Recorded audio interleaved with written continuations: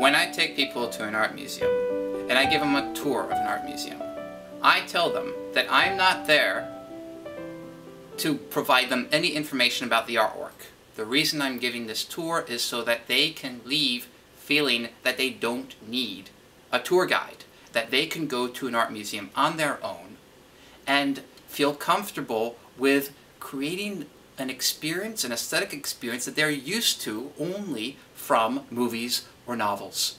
When someone goes to a museum, they usually approach it like an art history lesson.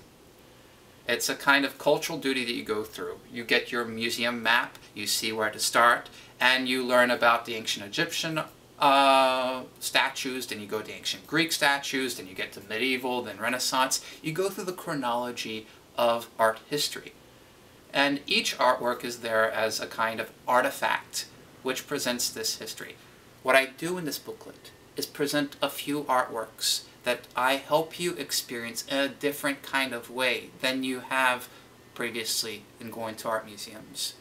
I help you experience them in a way that's very similar to how you go to the movies and experience the movies, or when you pick up a novel you really enjoy, how you experience that. I help you experience it as art, not art history. My audience is twofold.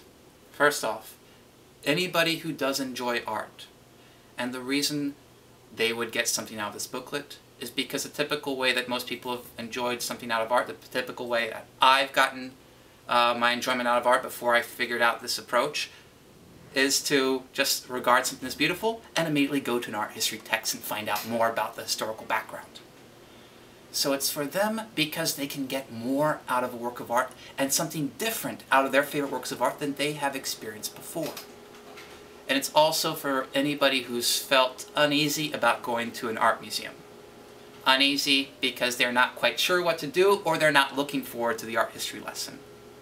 This will teach them an approach that will help them experience art in the same way that they do going to a movie or picking up a novel. The booklet is called Touching the Art because in an art museum, the basic rule, the rule everybody knows, is not to touch the art, that this is something precious that needs to be revered, a kind of artifact that you need to stand away from and keep your distance, both physically and, I think, personally. What I encourage is not putting your paws on artworks, but to regard an artwork as something that you can get into, that you are not afraid to be personal with, that if you see a character in an artwork you want to get to know, that you reach and touch them.